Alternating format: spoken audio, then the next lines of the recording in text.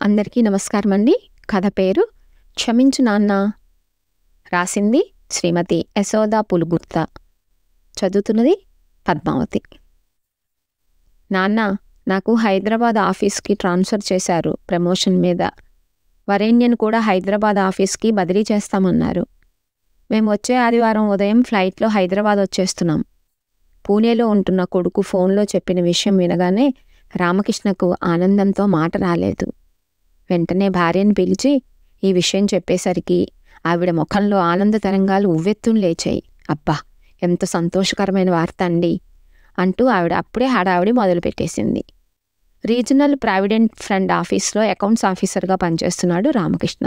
అతనికి ఒక కొడుకు, కూతురు. కొడుకు సుధీర్, కోడలు వరేణ్య. ఇద్దరు సాఫ్ట్వేర్ ఉద్యోగులే. సుధీర్ తన కొలీగ్ అయిన వరేణ్యను ఇష్టపడి ప్రేమించి పెళ్లి చేసుకున్నాడు. వారికి ఒక కొడుకు, కూతురు. కూతురు సునీల, అల్లుడు ఆనంద్ ముంబైలో ఉంటారు.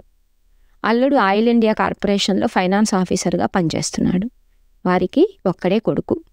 రామకృష్ణ సొంత ఊరు కాకినాడ అయినా కాకినాడలో చదువు పూర్తయిన వెంటనే ఉద్యోగరీత్యా హైదరాబాద్ వచ్చి స్థిరపడిపోయాడు. సొంత ఇల్లు కట్టుకున్నాడు. రామకృష్ణ భార్య అనురాధ చాలా సాదాసీదా మనిషి. తన పిల్లల బాగోగులు చూడటం, భర్తకు కావలసినవి సమకూర్చటం తప్ప ఆవిడికి ఇంకో లోకం లేదు. పెద్ద కుటుంబం నుంచి వచ్చినా అనుకోగా మెలుగుతూ తన పని తాను చేసుకుపోతూ ఉంటుంది. రామకృష్ణకు అన్ని విషయాలలోనూ చేదోడు వాదోడుగా ఉంటుంది.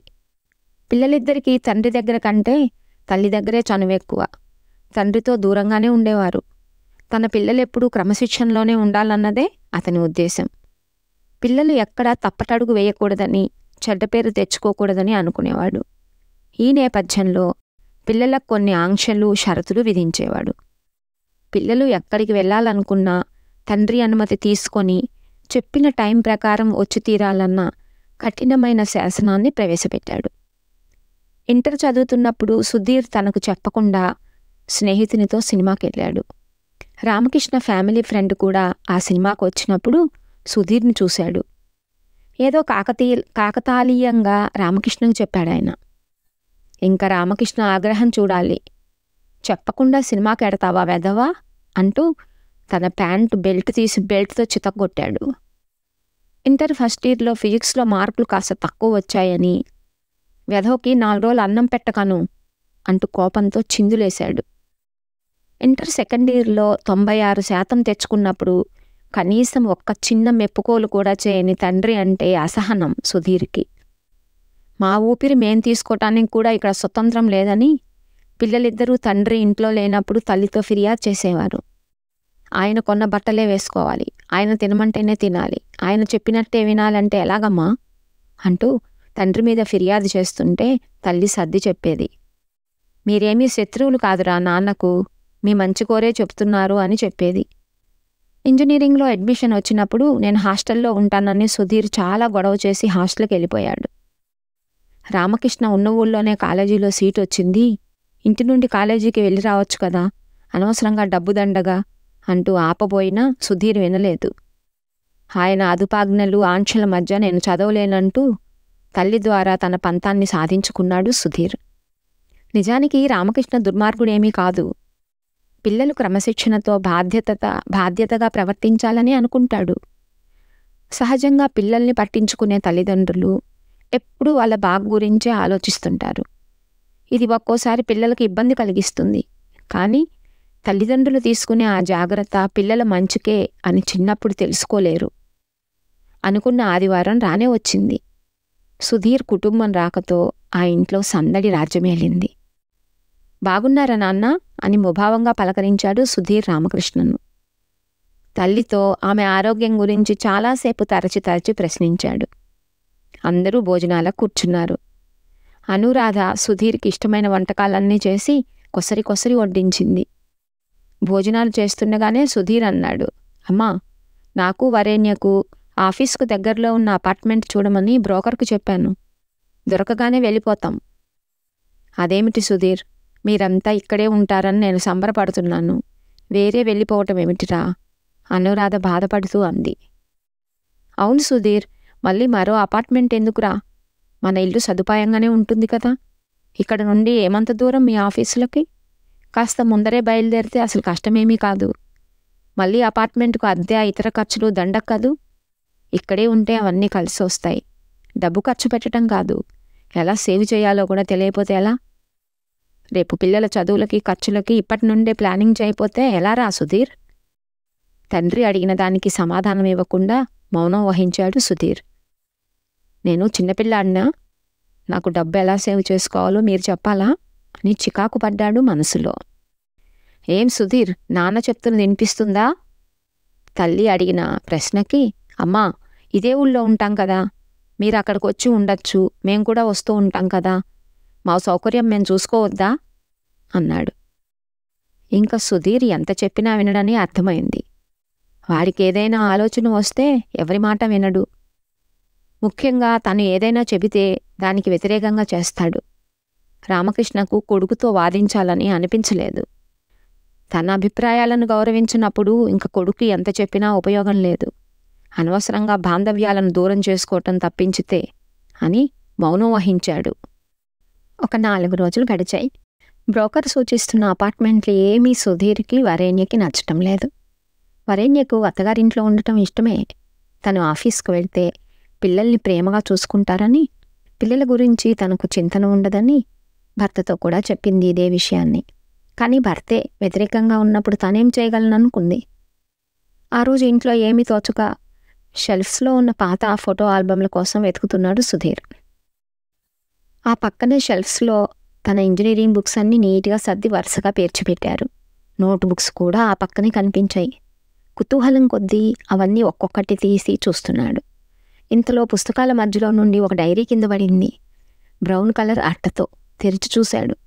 తన తండ్రి చేతివ్రాతతో ఉన్న డైరీ. సభ్యత కాకపోయినా ఏదో కుతూహలం. నాన్న డైరీ కూడా రాసుకునేవారా అనుకుంటూ ఆశ్చర్యపోతూ అలవోకగా పేజీలు తిరగవేశాడు. ఒక పేజీ మధ్యలో తన ఫోటో, ఇంటర్లో తీయించుకున్న ఫోటో. చదవకూడదనుకున్నా అతని కళ్ళు ఆ అక్షరాల వెంబడి పరిగెత్తసాగాయి. ఆ రోజు సుధీర్ ఇంటర్లో 96% పాస్ అయ్యాడు. వాడికి ఫస్ట్ ఇయర్లో మార్కులు తక్కువ వచ్చినప్పుడు ఎంతో బాధపడ్డాను.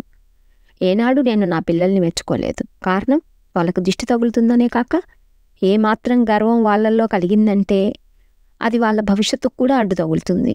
దానివల్ల వాళ్ళు ఎదగాల్సిన ఎత్తుకు ఎదగలేరు. నేను నా చదువుకునే వయసులో స్నేహితులతో ఎక్కువ తిరిగి విలువైన సమయాన్ని వృధాపరుచుకున్నాను. ఫలితం డిగ్రీలో క్లాస్ తెచ్చుకోలేకపోయాను. నా స్నేహితులందరూ ఫస్ట్ క్లాస్లో పాస్ అయ్యారు. వాళ్ళు గర్వంగా ఆ మాట చెబుతుంటే అయ్యో, నేను కూడా కష్టపడి చదివి ఉండాల్సింది కదా అనుకున్నాను. సమయం చాలా విలువైంది. మన తప్పు గ్రహించే లోపల కనుమరుగైపోతుంది. తిరిగి దానిని తెచ్చుకోలేం కదా. మరో కొన్ని పేజీలు అలా ఆలోచిస్తూనే తిరగవేశాడు సుధీర్. మరో పేజీలో రామకృష్ణ రాసిన, సుధీర్ కాలేజీ హాస్టల్కి వెళ్ళిపోయాడు. చాలా బాధపడ్డాను. నేను చిన్నప్పటి నుంచి కష్టపడి పెరిగాను. అమ్మా నాన్న స్థితిపరులు కాదు. సరైన తిండి బట్ట ఇవ్వలేకపోయినా కష్టపడి నన్ను చదివించగలిగారు. ఇంకా బాగా చదువుకొని ఉండాల్సిందని ఇప్పుడు అనుకున్న ప్రయోజనం ఉందా? ఎంత కష్టపడితే అంత గొప్ప ఫలితం ఉంటుందని తర్వాత ఎప్పుడో అర్థమైంది. ఉద్యోగం దొరకక చాలా ఇబ్బంది పడ్డాను. ఎన్ని చోట్ల ఇంటర్వ్యూలకు వెళ్ళి సెలెక్ట్ అవ్వక వచ్చేశానో తలుచుకుంటే బాధగా ఉంటుంది. భగవంతుని దయ వల్ల ప్రభుత్వ ఉద్యోగమే సంపాదించుకోగలిగాను. పీజీ యూనివర్సిటీలో చదవాలనుకున్నాను, కానీ డిస్టెన్స్ ఎడ్యుకేషన్లో చదివాను. నాలాగా నా పిల్లలు కూడా కష్టాలు పడకూడదన్నదే నా ఆలోచన. అందుకనే దుబారా ఖర్చుకు బదులు వాళ్ళు పొదుపు నేర్చుకోవాలనుకున్నాను. రోజు సుధీర్ కాలేజీకి ఇంటి నుండి వెళ్ళి రావచ్చు. అలా చేస్తే చాలా డబ్బు సేవ్ అవుతుంది. ఇదే విషయం సుధీర్కి చెప్తే కోపంతో నా మీద అంతెత్తు ఎగిరాడు. తండ్రిగా నేను కాకపోతే మరెవరు వాడికి చెప్పగలరు? ఆ డబ్బు వాడి హయ్యర్ ఎడ్యుకేషన్కో మరి ఏ ఇతర ఖర్చులకో పనికి వస్తుంది కదా అనే నా ఆలోచన వాడికి అర్థం కాలేదు. నన్ను ఓ పిసినారి తండ్రిగా భావించాడు. సరే అని ఊరుకున్నాను. నాకు ఏ చెడు అలవాటు లేదు. డబ్బు వృధా చేయటం ఎందుకని కనీసం కాఫీ టీలు కూడా బయట తాగను. అలాగే నా కోలీగ్స్ లంచ్కు మధ్యాహ్నం హోటల్కి వెడుతుంటే నేను రానని ఇంటి నుండి తెచ్చుకున్న నా టిఫిన్ బాక్స్లో తింటాను. నా పిల్లలను నేను తప్పు పట్టడం లేదు. అందరు తల్లిదండ్రులు పిల్లలను పట్టించుకోరు. పట్టించుకునే కొద్దిమంది మీద వాళ్ళ పెంపకాన్ని బట్టి పిల్లల అభిప్రాయం ఉంటుంది. సుధీర్, సునీల నా పిల్లలను చెప్పుకోవటానికి నేను గర్వపడుతున్నాను. ఇద్దరూ చక్కగా చదువుకుంటున్నారు. ఇలా రామకృష్ణ డైరీని సుధీర్ ఇంకా అక్కడితో ఆపేశాడు. చదవలేకపోయాడు. సుధీర్ కళ్ళ నుండి దుఃఖాశ్రువులు రాలిపడుతున్నాయి. తండ్రి మనస్సు అతనికి అర్థం కావుతోంది. తండ్రి తన దృష్టిలో కఠినాత్ముడు, పిల్లలను ప్రేమించటం తెలియనివాడు ఇంతవరకు. కానీ తండ్రి మనసు ఎంత ప్రేమమయమో ఆయన డైరీ చదివితే కానీ అర్థం కాలేదు సుధీర్కి.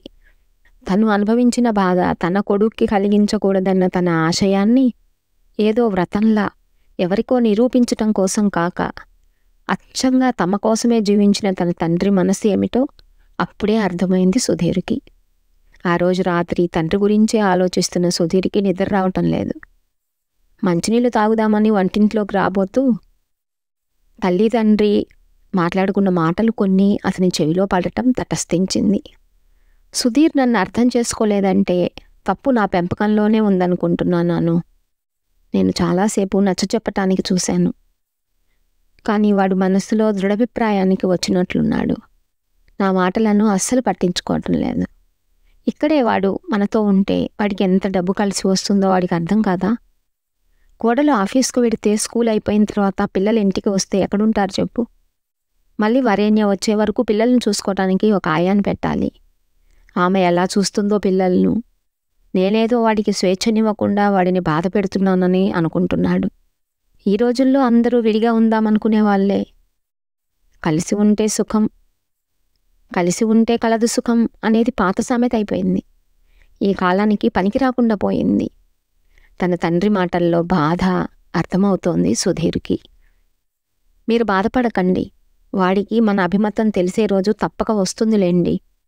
ఇంకా పడుకోండి, రాత్రి 12 అయింది అని తల్లి మాటలు.